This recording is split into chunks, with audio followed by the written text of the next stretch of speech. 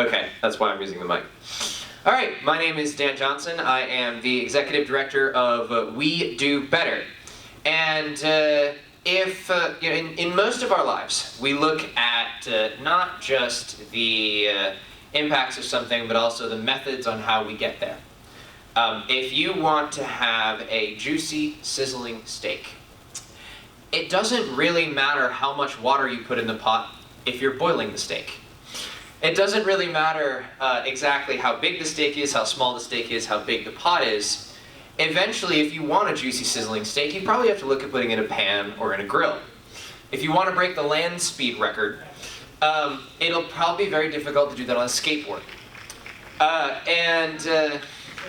You will want to look at the method of which you're trying to break that land speed record. And of course, this is not about land speed records, and this is not about steak. This is about public services. This is about providing the best possible public services for the resources that we put in them. And so from a 50,000-foot view, let's take a general look at exactly what is the state of our public services today in America. What does our country provide? Let's start with how well our country is serving the poor. 1 in 5 American children right now are living in poverty. 14.5 million are under the age of 18 are living in poverty. And 4.2 million, or 8.8% of seniors 65 and older, are living in poverty, which is 13% of Americans that are currently living below the poverty line. And we have a particular program that was specifically designed to help out these types of people. It's called the Temporary Assistance for Needy Families Program, or TANF. You've probably heard of it. Generally, we consider it straight welfare. So, how much can it cost to cash a check, right? How much can it cost to have someone write a check? What, they sit in an air-conditioned building with a pen and they write out checks, right? $50,000 a year, something like that. So, you want to take a guess as to exactly how much of the resources we put into TANF, let's say $10. Out of every $10 that goes into the TANF budget, about how much actually ends up in the hands of a poor person? I don't know. Take a guess. $7.50? You are an optimist, my friend. If you had a dollar bill, catch, that is what you get. 25 cents? 25% of the money that goes into the TANF system actually ends up in the hands of a poor person. That number started out actually, a couple years ago when we first did these numbers, it was 26%, and now it's 24.6%, and it continues to drop. Now, not only, of course, is that a problem with spending, but it's a moral outrage. It's a moral outrage that these are the people in society who need the money the most, and instead it's being taken by politicians, bureaucrats, and the like. So, let's look at food security. Approximately 13% of Americans are food insecure, meaning that they can't rely on 3 meals a day, 7 days a week in 2015, and education. In education, everybody's like, America first. America is the first in the world. Well, 24th in literacy, 25th in science, 40th in math, and 14th overall in education. And as a little side note, we've tripled spending on education since then. Let's talk about defense, national defense. National defense, one of the largest studies done on the effectiveness of our national defense, especially the bureaucracy, $125 billion is what they found could be saved every single year at the Department of Defense. That means the Department of Defense was losing $125 billion a year. Let's put that in human terms. It's not just about wasting money. It's that, for the military, those $125 billion could fund 10 Navy carrier strike group deployments, or, a few extra F-35 fighter entire wings. But also, it could hire 2.25 million teachers and reduce class sizes by 29%. From 16 to 11 kids per class, or pay all medical expenses for 12.5 million people. See, every dollar represents a person's blood, sweat, and tears poured into, represents a person's labor poured into making that money, and every dollar we waste makes their lives, as Calvin Coolidge put it, that much the more meager. What about veterans care? So we all know the VA is perhaps the most efficient administration in the government, and probably the most effective. I'm sure every veteran in the room will agree with me. But the Veterans Administration, according to an Inspector General report released in 2014, 307,000 veterans died waiting for medical care from the VA. Now, we don't know if they died for other complications or for other reasons, but we know they were on a waiting list waiting for an appointment, and they did not make it to that appointment. What about healthcare? Since 2005, FDA-approved drugs, not the life-saving drugs that they didn't approve, like beta blockers in the 90s that they held back at the cost of 1 million lives every 10 years. But just considering the treatments and the medicines that they've approved, 789,000 people have died in the last 12 years from those drugs. What about Medicare? Generally, everyone in the United States knows what Medicare is. And generally, they know how Medicare works. But Medicare still spends 33% of its budget. 33%, $100 billion, demonstrating Medicare so more people will sign up. 33%. You know that would pay for cancer treatments for over 2 million people for a single year? Every single year? 33%. About housing? About 560,000 people on the streets, according to latest numbers in January 2015. And of those, a good number of them were in families, not just individuals. Transportation? About 50% of roads are in moderate or poor condition, according to the Department of Transportation itself. And 25% of our bridges are, and these are their words, structurally deficient and or functionally obsolete. So when you drive across the bridge next time, remember the wonderful implications of that. What about the environment? About 121 million Americans right now live under polluted air. And 18 million Americans live in cities with potentially contaminated water like Flint. Over 3,000 cities are in violation of the same water rules that were made a big deal out of in Flint. And lead is one of those silent killers, right? Lead is one of those things you don't notice until 10, 20, 30, 40 years down the road. So we're not even going to know the impact of what we have here until we see it later on.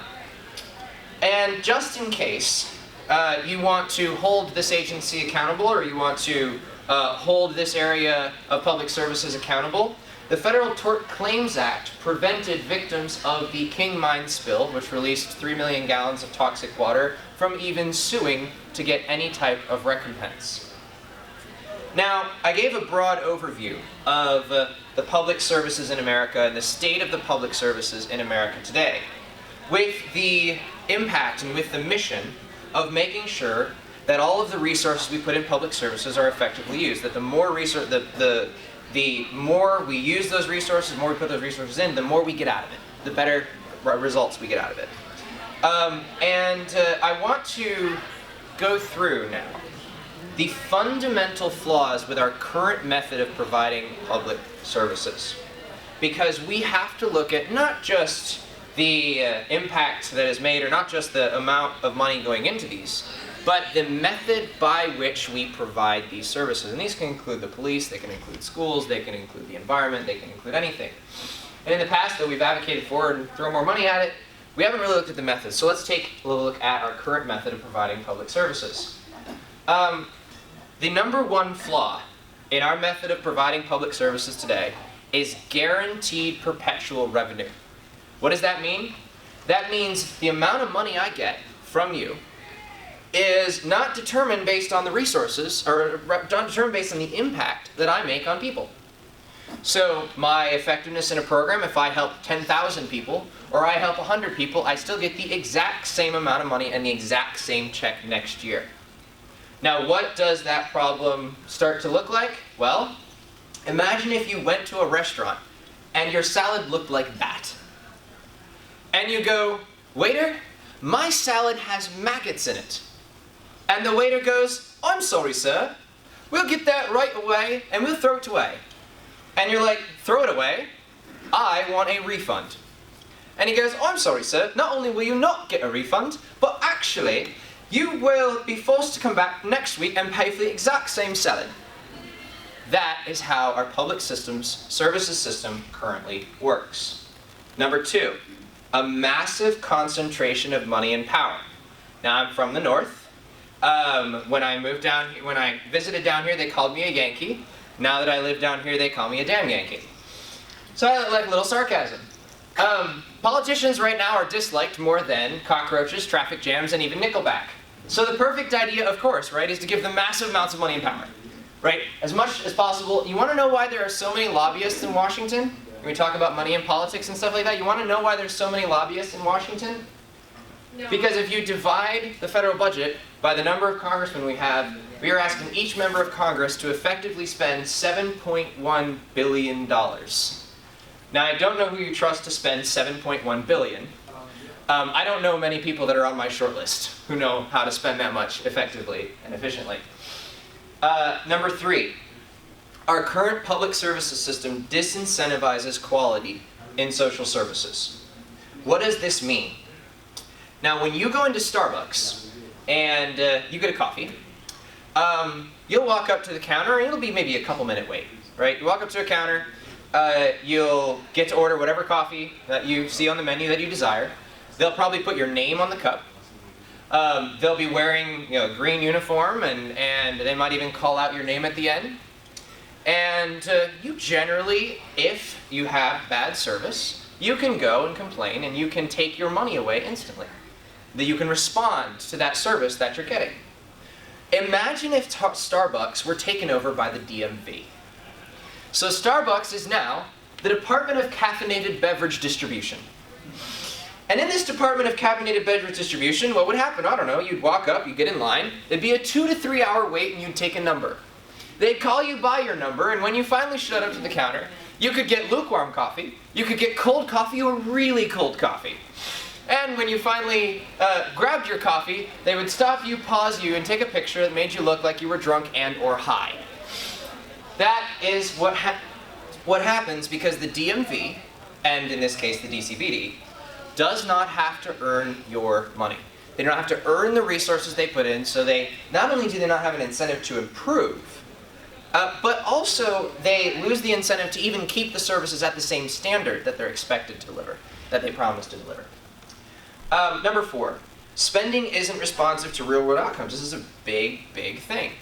You know, when they talk about taxes and they talk about dollars going into the government, you know, we talk about setting tax rates. We don't actually talk about, well, what is the tax dollars getting us? And shouldn't we set the tax rates based on that? Well, no, of course they don't talk about that. And it's not responsive to real-world outcomes. Let me give you an example. I used to be in the police accountability movement. That was my main gig for a while. I went around to places like Ferguson and filmed during everything that was going on there and talked to the people there, organized to get militarized police out of cities and did a lot of speaking on that, etc.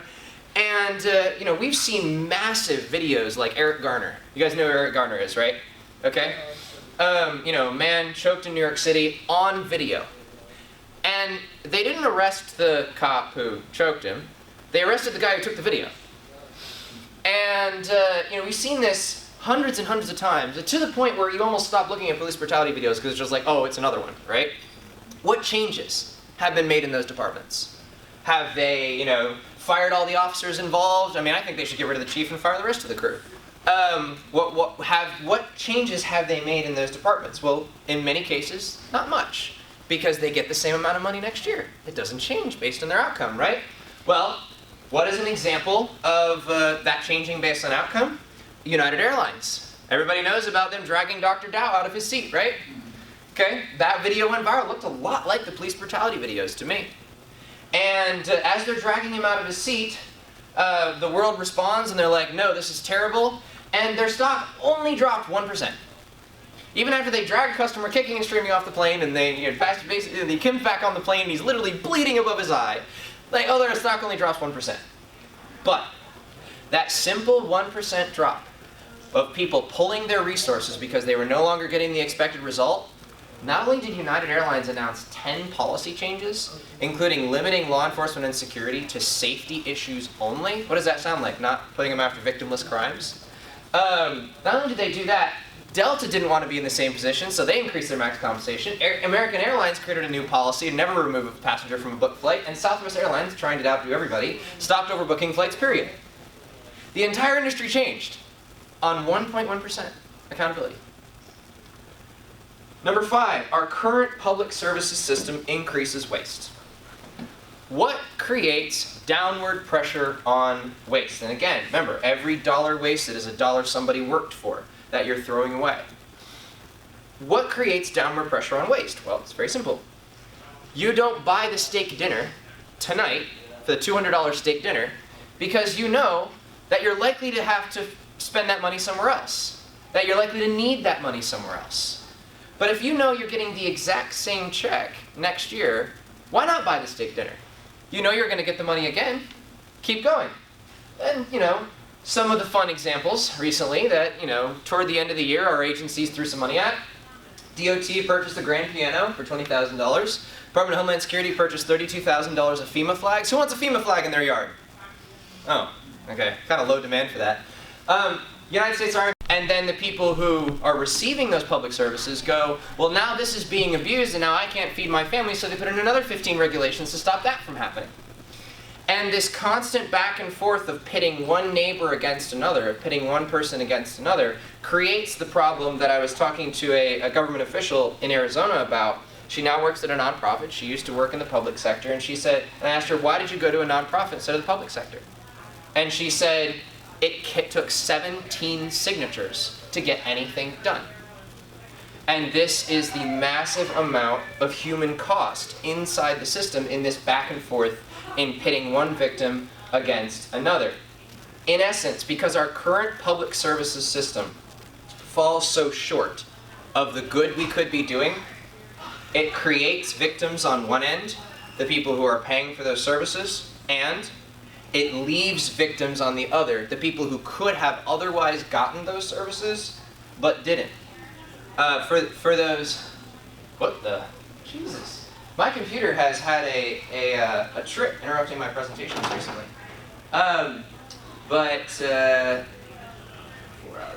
Anyway, so in the example I used earlier, yep, I see that. There we go. I think we're back now. Fun technical difficulties. The example I used earlier for you guys who just walked in the room was the Temporary Assistance for Needy Families program, right? You guys know that as TANF, straight, basic cash assistance. For every $10, for every dollar, let's say, for every dollar that goes into the program, about how much of that money do you think actually goes to those people? Out of $1. Take a guess. 30 cents. Not too far from it. 3 cents per 1 cent, so. There you go. Yeah. Not much of a skeptic in the room. But I recently gave him a quarter. That is how much. In fact, 2 years ago, when we first got the data, it was 26% actually going to these people, and last year it was 24.6%. And imagine the number of people whose lives are impacted because they can't now get that assistance because it's being spent on some politician or it's being spent on some other useless waste somewhere else, right? Imagine that impact, and that's what I'm talking about, creating the victims on both ends of the spectrum here. Now, a question I'm going to ask you guys, because there's so many areas of public service, right? There's so many different things you can focus on. You can focus on housing, you can focus on healthcare, you can focus on education, you can focus on roads. What is your passion? What is something that you're passionate about in public services? Criminal justice. Criminal justice reform. Justice. What about you guys? Well, my biggest issue is the value of our currency for our alternatives and being able to, lower the cost of living. So, everything down. Currency alternatives. I don't usually get to talk about that, but because you brought it up, I will bring it up.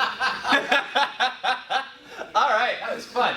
Okay, so currency alternatives. That's really interesting because most people don't know that the dollar, you go back all the way to the Revolutionary War, right? And they had this currency called the Continental. And that was what they were paying the soldiers in, is a Continental. You get Continentals for your service. And We have now called mountain hours. mountain hours is somewhat okay. Yeah, you know this stuff. That should let you come up here. But no. The Continental at the time was, because currency represents value, right? It's me, I don't want to trade my goat for your sheep, so we agree one goat is a couple dollars and a sheep is a few more, right? So the bank printed up so many of the Continentals. It was the first national bank at the time, right? Which was the precursor to the Fed. Yep. They printed up so many Continentals that eventually the soldiers who were receiving these Continentals couldn't use them to pay back their debts on their farms anymore because the dollar had become such and such devalued. And this is what caused actually the Hayes Rebellion, where farmers surrounded courthouses and surrounded government buildings claiming this is a problem, this is something that we can't have.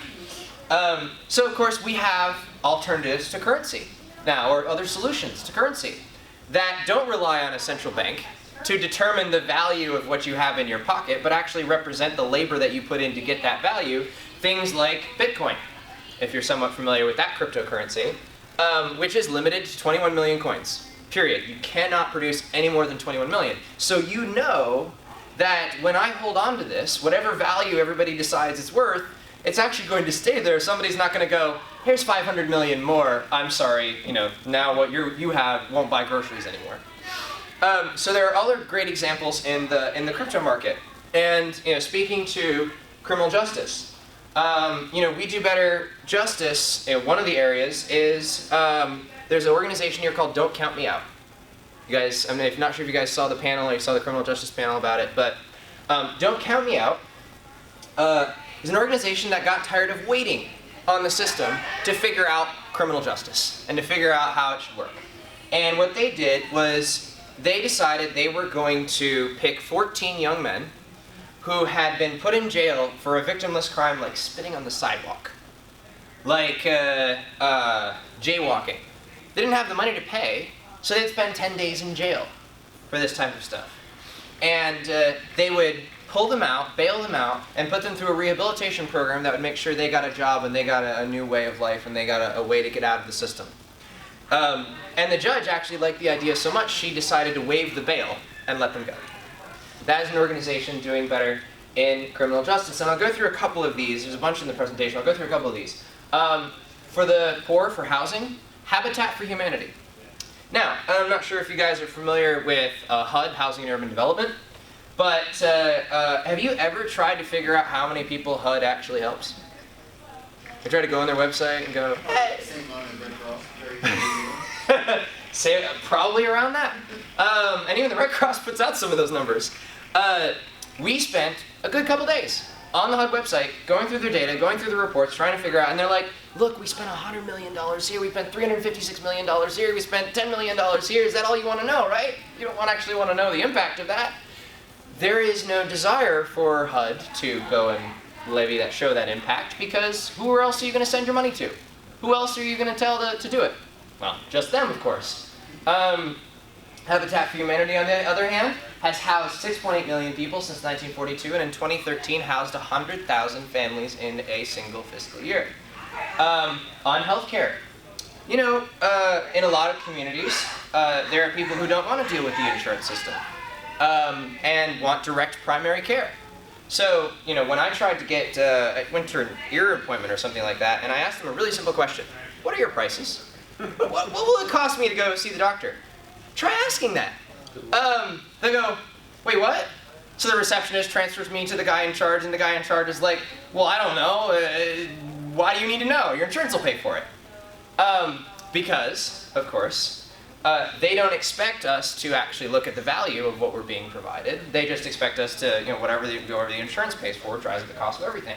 Cash clinics, on the other hand, because they say, here's specifically what our prices are, here's what you're walking in for, they're able to charge half of what every other place you could possibly get healthcare for would charge. There's a group here called MedZed, just in Atlanta, that is Uber for healthcare. Doctors that come around to your house and you pay a small amount of cash to them and they will deliver whatever service is necessary. Of course, you've got those people who can't pay for that. So you've got free clinics, like the Poor Medical Clinic in Arizona, that provides healthcare for those people who just simply can't afford it at all. And you've got Christian Healthcare Ministries, largest serving healthcare sharing ministry in the United States. Their plans cost half the price of the Obamacare marketplace. And with 280,000 members, they've covered over $1 billion in medical bills since 1981.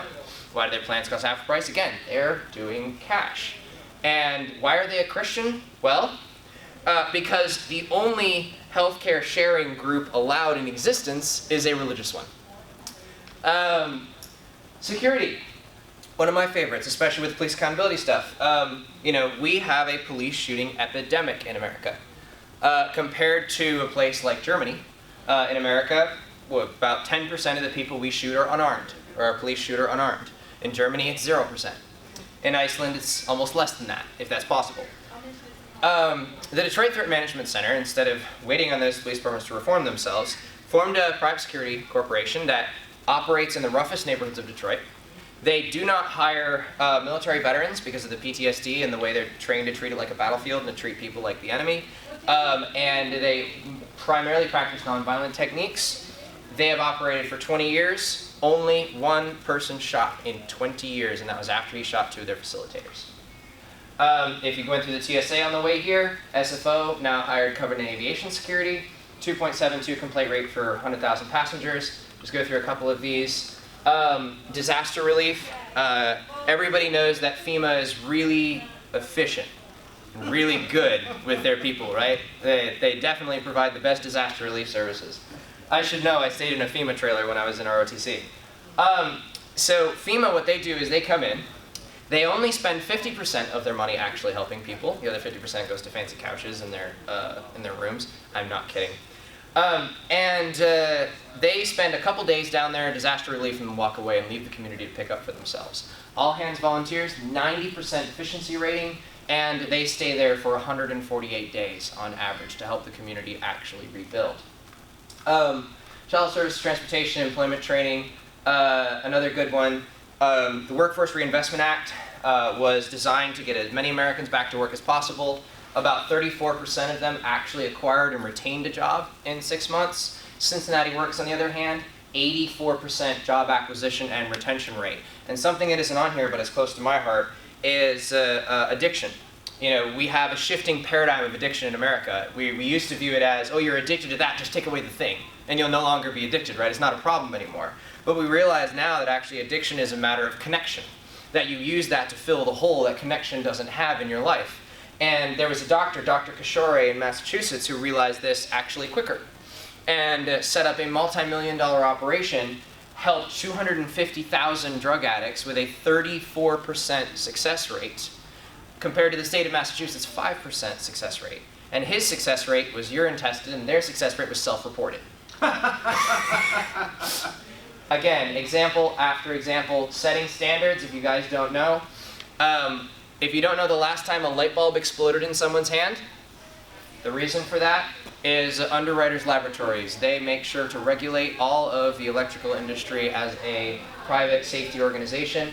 The Dance Safe and Steep Hill for illegal narcotics and illegal drugs. Often you can't find anywhere to test them because they don't want to get in legal trouble. Both of these guys will do that for marijuana and ecstasy and other drugs like that to make sure kids are safe, etc. I throw out all these examples, and I can throw out a million more, and you guys probably know of some yourself, and which I'd be happy to know at the presentation. But I started out talking about method. I started about talking about that it doesn't matter how much you boil the steak and how long you boil the steak and how much water you put in to boil the steak. If you want a juicy steak, you're probably going to have to fry it. You can't just boil it. If somebody knows a way to boil a steak and get a juicy steak, I'm happy to learn. But that said, but this is a system. And the system I'm talking about, these organizations and these companies and these informal groups, has characteristics of its own. Because they have to earn the money they spend on programs, resources follow results. They have to earn a result to get more resources. They have to show that they're doing a good job to get more resources. Local power and control. Instead of funneling all of our services through one system and only helping certain people through that system, we're actually able to, in our communities, design services that are specifically for them, instead of just a cookie cutter option. Incentives for quality. Because I know that you can walk away, if I don't provide you with the right service, I have to continually increase my quality. I have to continually make your life better. You know, if you walked around the streets of America and went, so, if you had a solution for solving hunger in America, you know what no one would say? Food stamps. Again, these organizations have to earn your money. Flexibility. Because I'm not tied down in the fight between the person paying for the service and the person receiving the service, I have flexibility to choose how I'm going to respond to a certain area and to a certain outcome. Reduced waste, again, because I have to earn the money, I'm making sure that I'm continually using every dollar to its fullest extent. And accountability. You know, I asked a state senator in Arizona if, taxpayers had the ability to redirect their dollars to the organizations that are actually doing better in their communities, what would he think of that? And he said, well, theoretically, at least, it's easier to hold them accountable through us. That it's easier to hold us accountable. And as we've shown, not quite the case. But if you have the ability to redirect your dollars, if you can redirect your service, your mindset away from the person that is not doing a good enough job, you have direct accountability over them. You don't have to go to talk to Tom, to Dick, to Sally, to Harry, and get your whole community together. You have to get 51% of your community together to do anything in our current public services system, but you only need 1 or 2 people to make change in this one. And compassionate, most importantly. It's a win-win. You get the good feeling by helping that person, and they get the materials and resources that they need. And both of you walk away winning in that transaction. Now, right now in America, for those of you who missed the beginning, I mean, I threw out a bunch of numbers that are really important for you to understand just how deep the public service crisis is in America right now. But right now in America, there are people who rely on the help of others to survive, to get through their lives. There are people who rely on the services that we have to get through their lives. There are people who don't know of anywhere else to send their child, but to they have to educate them in a school. There are people in our communities right now who need these public services. And we could meet them on the street and say, now is not the right political time, we'll get to you later. Or we could say, no, they can't wait. And thus, neither can we. Now, I could educate you about all the problems and educate you about some of the solutions that are out there. And leave you with the phrase that if we want to provide better outcomes, we have to be willing to examine not just the resources that are going in, but the method by which we provide them. I could leave you with that. That is an important thing to take away. But I've always been a believer that action precipitates education, even if education does lead to some action. If you let's say most of America probably knows that they're supposed to brush their teeth 3 times a day. How much of America brushes their teeth 3 times a day? What? 7 times a day. Okay, all right. There aren't enough. Not enough. Right? And that's why, again, education does not lead to action, but action definitely leads to education. So, how do we do better? How do we start engaging? Well, guess what?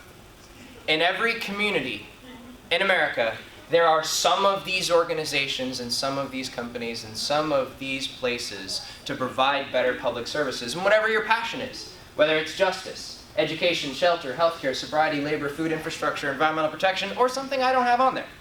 You might be interested in something else. That's great. What is your passion? What is your area of passion? And then there are 4 steps to have real change in this massive elephant we call public services. Number 1, if those organizations and companies exist in your area, does everybody know about them? Of course not. Does everybody know? Anybody? In some cases, nobody knows where to get any type of help, right? Well, if you, in your community, pick an area, and you start reaching out to those organizations, and we as an organization, we have a general idea of the organization in your community. We fought the IRS for 3 months to get it, but we got it. If you start engaging those organizations, getting the information, what does someone need when they walk in your door to get a house? Do they need an ID? Do they need this? Do they need that? And you put that information up on a social safety net for your community. And then you go out to the radio stations and you go out to the people and you go, look, now we've got a place. Now people know about this. Now you have a central place for people to get help. And then you have number 2, which is to connect those organizations to each other. Robin had the brilliant idea of calling them meetup groups. Margaret Mead, never doubt that a small group of citizens can change the world. Indeed, it's the only thing that ever has.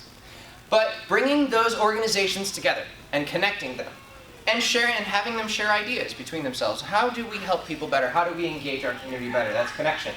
Number 3, we do better is only validated by the results we get. Which means we have to get the data. We have to get the specific, how many people do you help? Exactly how do you help them? How does your program bringing them out of poverty in this way or bringing them to housing this way, how does it compare to another program that's out there? We don't have almost any of that data. We're operating off of conjecture and ideology and everything like that as a society, but we don't have a lot of that data. And if you ever tried to file a Freedom of Information Act request with the government, you know how long it probably takes to get that. But you in your community, you can talk to those organizations and say, if you get this data out there, then people will be able to support you. And then the final step. In Arizona, there is a thing called, providing the best public services, again, isn't just about spending more money on the same things, about measuring the compassion by the good that we do and embracing the most effective way to do it. But, number 4, universal charitable credit. Is anyone here familiar with the Arizona charitable credit? No? All right. Well, the Arizona charitable credit has been around for about 20 years now, and it was doubled last year. And what it allows you to do is to redirect your tax dollars to any organization that you believe helps the poor better. They specifically focus it on the poor. We broaden it up. We say, implement that in other states. What? That's just an Arizona thing. How do we implement that in other states? And that's exactly what we're getting to. Absolutely. Arizona's great. I don't live in Arizona. I live here in Georgia, right? I want to see you more in Georgia. First, a little bit of information on it. It's supported by Democrats and Republicans, which is probably the only thing in existence now. Taxpayers can redirect now to $400 of their state tax liability to nonprofits to serve low-income people. And in 2016, 117,000 taxpayers took advantage of that credit and sent $32 million to nonprofits in their state. Only 15% of Arizonans know this exists, and that's how much change we got out of it. The way you get the credit together is you go to these organizations and these groups that are doing better, and you go, what if you had more resources to do better? We're connecting you all. We're getting you to share ideas and share concepts and work together. What if you had more resources to do better? And you build, just like in any other political activism, you build a coalition of those people who just happen to be influential people already. You build a coalition of those titans and of those people in your community together, and then we've already written up the legislation. In fact, there should be a copy of it back on the table there. We've already written up the legislation. You go to your city, you go to your county, or you go to your state, and you get that legislation introduced, and then our 501c4 helps you get it passed. And what happens afterward? What's the final step, the final piece in the We Do Better, the final piece for our communities? There's a really cool concept called the Tax Credit Coalition. See, after the nonprofits saw the potential of this, they started going, well, you know what? And this is something I learned in Arizona when I was interviewing them. You know what? The people in our communities, I thought when they need housing, they need housing. I thought when they need food, they need food. But actually, when someone needs food, they usually need a little help with the rent. And they might need a little help with addiction. They might need a little help with their kids. They might need a little help with this, a little help with that.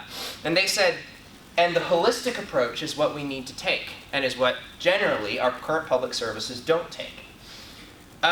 So they formed these tax credit coalitions of all of the organizations in that community getting together. One of the ones I like to highlight is the Flagstaff Tax Credit Coalition. Last year, $900,000 went into this tax credit coalition, which is evenly distributed among these organizations. All you need to do as the taxpayer is literally go to the organization's website, click on donate, and then you get to check off which of those organizations you want your dollars going to, and hit donate, and you're done. And it provides a central place for people in that community who need help to get it. Central building, central phone number, central location for those people to get that help. And, better yet, they partnered with the businesses in their area to bring more attention to the credit and what they're doing. So as an organization, what we will do is we will support you in your neighborhood. Whatever issues you decide to take on, or you decide to take them all on. And you said, like some guy in Seattle I've been talking to recently, I'm superhuman, I'm gonna go do everything. Great. But pick at least one area and go, you know what, in our community we do better. We don't need to ask for permission. We don't need to say, oh no, we're gonna wait on doing better. We're gonna wait until the system authorizes us to do better. But instead, to go out in our communities and do better. And all around the country right now, we have people starting groups just like this. And here at Netroots, and we haven't even technically launched yet. We launched on August 30th. We haven't even technically launched yet. We have people around the country starting groups just like this. Us as an organization, we are seasoned political activists. Our goal is to help you do that in every community. I've passed legislation around the country, so it's just about everyone on my team. And we want to see this happen in every community around the country. Because again, this is about doing better for the people in our society who need it the most.